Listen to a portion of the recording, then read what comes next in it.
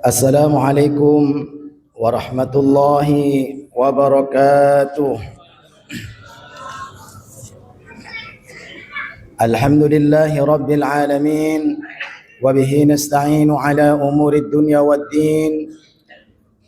Asyhadu an la ilaha illallah wa asyhadu anna sayyidana Muhammadan abduhu wa rasuluhu la nabiyya ba'dah. Allahumma salli wa sallim wa barik ala sayyidina wa maulana Muhammadin wa ala alihi wa sahbihi ajma'in, amma ba'du. Rabbi israh li sadri wa yassir li amri wahlul 'uqdatam min lisani yafqahu qawli. Allahumma faqihna wa faqih auladana fi dini wa 'allimna ta'wil. Yang kami muliakan segenap pengurus DKM Masjid Ruhama dan jamaah solat Isya insyaallah tarawih, ibu, bapa, anak-anak semua yang dimuliakan Allah Subhanahu wa taala. Pujian syukur mari kita panjatkan dengan mengucapkan alhamdulillahi rabbil alamin. Allah berikan kepada kita nikmat iman Islam sehat sehingga kita bisa sempat untuk melaksanakan solat Isya berjamaah di Masjid Ruhama yang kita cintai ini. Pada kesempatan malam hari ini saya diminta berbicara tentang inspirasi interaksi generasi terdahulu dengan Al-Quran. Bahkan tidak cuma diminta kultum, saya mesti bikin paper ilmiah. Sudah saya bikinin, sudah saya kirim Pak. Ya, katanya mau dijadiin buku. Mari kita melihat inspirasi interaksi generasi terdahulu dengan Al-Quran. Berarti yang kita bicarakan adalah telaah terhadap tradisi orang-orang terdahulu terhadap Al-Quran. Yang bisa kami temukan adalah tradisi yang dilakukan oleh orang-orang terdahulu atau sebutnya adalah salafus salih, yakni tradisi tilawah, tadabbur dan pengamalan Al-Quran Al-Karim. Nah, kita tahu bersama di bulan Ramadan, kita penekanannya adalah di bulan Ramadan, hadirin. Syahrul Ramadan alladzi unzila fihi al-Qur'an. Bulan Ramadan itu bulan yang di dalamnya adalah diturunkan Al-Qur'an. Hudan linnasi wa bayyinatin minal huda wal furqan. Fungsi daripada Al-Quran itu adalah hudan linnas, sebagai petunjuk bagi manusia, dan penjelas daripada petunjuk dan pembeda antara yang hak dan yang batil. Kita tahu orang-orang terdahulu para salafus saleh ketika di bulan Ramadan intensitas mereka terhadap tilawah Al-Quran itu luar biasa, ibu dan bapak. Kalau kita, ya jangan tanya kita dulu, kita pengen tahu orang dulu gimana.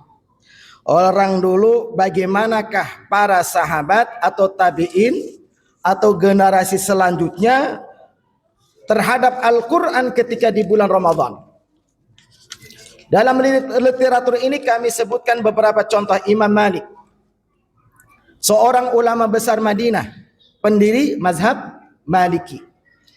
Beliau adalah pengajar hadis. Ketika datang bulan Ramadan, ibu dan bapak, majelis hadisnya ditutup. Ditutup itu bahasanya tidak ada kajian hadis. Kemudian kegiatannya lebih banyak kepada pengkajian dan membaca Al-Quran. Bayangkan, menitik beratkan untuk bisa membaca, memahami dan mengamalkan Al-Quran. Ini sebagai bentuk penghormatan Imam Malik terhadap kemuliaan bulan Ramadan sebagai bulan turunnya Al-Quran. Berikutnya, kalau kita bicara Imam Malik, nggak afdal kalau kita nggak bicara Imam Syafi'i. Bagaimana dengan Imam Syafi'i? Beliau dikenal di bulan Ramadan menghatamkan Al-Quran. Kira-kira berapa kali Bu Imam Syafi'i ngataminya? 3 kali. Kita banget kalau 3 kali. Banget juga kagak ya Pak Jamiat. Satu aja belum kelar-kelar kali ya.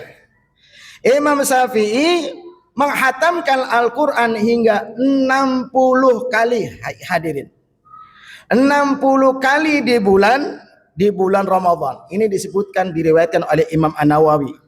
Ya. Bayangkan, kalau sehari kira-kira berapa? Ya, minimal 2 kali hatam. Karena 1 bulan itu 60 kali. Kalau kita, tanya lagi dah kita. Baca 1 juz aja matanya udah lelah. Tapi giliran kita ngelihat YouTube perang Iran, itu tuh. Bisa berapa menit? Jangan menit, jam, ya enggak? Berapa jam kita update lagi, bangun tidur update lagi. Gimana kabarnya Netanyahu, gitu kan? Udah nyaho atau belum, gitu kan? Penasaran terus. Sementara ketika interaksi dengan Al-Quran bagaimana? Nah ini pembanding lah untuk kita. Selain itu ada namanya Imam Qatadah. Beliau di hari-hari biasa menghatamkan Al-Quran itu setiap seminggu sekali atau 7 hari sekali hatam. 7 hari sekali hatam itu di hari-hari biasa. Di bulan Ramadan 3 hari hatam. 3 hari hatam. Berarti sehari membaca 10 juz. Datang 10 akhir Ramadan, Imam Qatadah 10 akhir Ramadan. Hatam sehari. Sehari sekali hatam. Bayangkan. Intensitas kita sampaikan. Artinya waktu yang digunakan untuk berinteraksi dengan Al-Quran sungguh lebih banyak. Luar biasa. Mungkin dalam berdirinya, berjalannya digunakan untuk bermurojaah Al-Quran. Karena Al-Quran sudah ada di hatinya. Hadirin yang dimuliakan Allah Subhanahu wa taala. Berikutnya, tadabbur. Tadabbur itu berarti adalah berupaya merenungkan, memahami makna-makna ayat Al-Quran yang ia baca secara mendalam. Apa sih maksudnya? Itu namanya tadabbur. Kalau kita baca kadang-kadang juga kagak paham. Apa kelebihannya tadabbur? Ketika kita bertadabbur ada terasa kenikmatan memahami. Bapak baca tulisan yang nggak ngerti artinya enak apa kagak? Kagak ngerti. Tetapi kalau kita memahami, apalagi berinteraksi, ceritanya dan seterusnya akan terasa indah. Maka disebutkan, afala yatadabbaruna al-Qur'ana am ala qulubin aqfaluha. Gambarkan, tidaklah mereka merenungkan Al-Quran ataukah hati mereka sudah terkunci. Nah ini kita tahapannya, ayolah mulai bisa memahami, mentadabari Al-Quran. Caranya, ya kita baca terjemahnya, kita cari maknanya, kita cari pemahamannya dengan sebaik-baik mungkin. Bahkan ada kisah Umar bin Khattab, ibu dan bapak. Dalam beberapa riwayat disebutkan beliau mengulang 1 ayat Al-Quran sepanjang malam karena merenungkan maknanya apa hingga ia menangis. Bayangkan. Kalau kita ya udah lewat gitu aja. Ini orang-orang yang terdahulu. Maka Imam Hasan Al-Basri, seorang tabi'ut tabi'in, menjelaskan Al-Quran diturunkan untuk diamalkan. Kenapa kita bisa mengamalkan? Karena kita memahami Al-Quran diturunkan untuk diamalkan, bukan dijadikan manusia menjadi amalan atau membacanya sebagai amalan. Sekarang kan udah bergeser tuh ya. Kita baca Al-Quran amalan. Maka ibu bapak maaf nih ya. Kalau di rumah itu kan biasanya ada Majmu' Syarif atau Al-Quran yang surat yang biasanya kelihatan agak-agak hitam itu surat apa aja tuh? Yasin. Nah, apa lagi? Waqiah. Lagi Ar-Rahman, Al-Muluk. Karena kita lebih banyak membacanya sebagai amalan. Nggak salah sih. Dari pajam baca koran kita lebih baca Quran gitu kan. Nah, sekarang kita meningkat. Harusnya Al-Quran yang kita baca itu bisa menjadi, apa yang kita baca adalah menjadi petunjuk untuk kita. Dan berikutnya adalah respon spiritual. Respon spiritual itu maksudnya begini Pak, Ibu. Ada nggak kita ketika mendengarkan ayat-ayat Al-Quran, hati kita itu tersentuh. Kalau orang dulu kan digambarkan, idza tutla alaihim ayatur rahmani kharru sujjadan wa bukiya.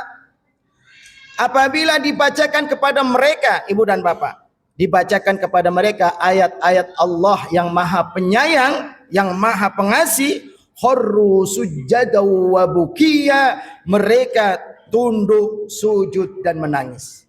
Minimal kalau kita baca atau dengerin orang baca Al-Quran, ada rasa terhentak, rasa cinta, rasa rindu terhadap Al-Quran.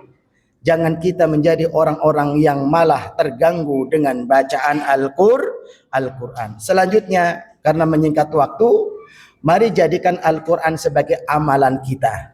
Artinya, amalan Al-Quran dalam kehidupan yang kita sebutkan awal, Al-Quran mempunyai fungsi hudal linnas. Ketika itu menjadi petunjuk, ikuti petunjuknya dari A, B, C, D-nya dalam kehidupan berkeluarga, berekonomi, bermasyarakat, bahkan bernegara, berbangsa. Gunakan Al-Quran sebagai sumber inspirasi kehidupan kita. Hendaknya umat ini maju karena Al-Quran. Maka jadikanlah Al-Quran itu tidak hanya menjadi bacaan, tetapi mari dengan Ramadan ini kita sudah bertekad untuk bisa memahami, kemudian menjadikan Al-Quran sebagai petunjuk untuk kita, dan insya Allah kita termasuk orang-orang yang hidup bersama Al-Quran. Insya Allah. Bacalah mulai dari sekarang. Iqra'ul Quran fa innahu ya'ti yaumal qiyamah syafi'an li ashabihi. Bacalah Al-Quran, karena sesungguhnya Al-Quran itu akan datang pada hari kiamat memberikan syafaat untuk yang membacanya. Kalau kita membaca, tingkatkan dengan kita memahami, bertadabbur, kemudian kita berinteraksi dan hiduplah dengan Al-Quran. Terima kasih. Mudah-mudahan dengan adanya rumah tahfidz ini menjadi inspirasi untuk kita semuanya. Masjid Ruhama menjadi bagian daripada pilar-pilar untuk meningkatkan peradaban umat dengan menghasilkan generasi-generasi yang terikat dan cinta dengan Al-Quran. Maka dukung selalu, kita perhatikan, kita support. Kalaupun kita memang tidak nyaman, tidak suka, jangan dikritik, cukup diam. Qul khairan, berkata yang baik, atau liasmut, atau diam saja. Jadi memang kalau pembangunan begitu Pak, ya Pak Ketua, gitu kan, kami bangun kan begitu juga. Jadi semua pasti ada aralnya, tetapi semuanya kalau dijalani insya Allah ada jalannya. Terima kasih. Wassalamualaikum warahmatullahi wabarakatuh.